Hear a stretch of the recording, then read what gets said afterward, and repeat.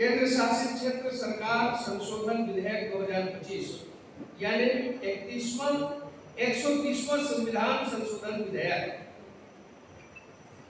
दूसरा जम्मू कश्मीर पुनर्गठन संशोधन विधेयक।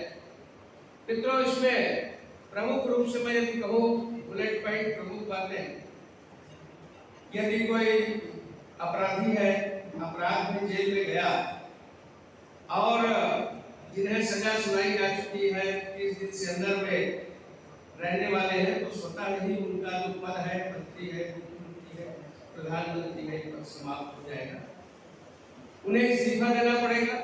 तो ये जो बिल आया है, ये स्वतंत्रता के बाद राजनीतिक मूल्य, वैल्यू बेस्ड पॉलिटिक्स हो, शुचिता के साथ हम राजनीति करें, पारदर्शिता के हम राजनीति करें, और जितने भी भ्रष्टाचार है, क्रिमिनल केस है, अपराध है, और ये वृद्धि रुकेगी।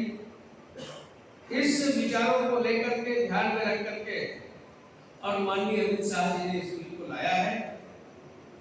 आप सबके सामने मैं इन्हीं बातों को लेकर के प्रस्तुत हुआ।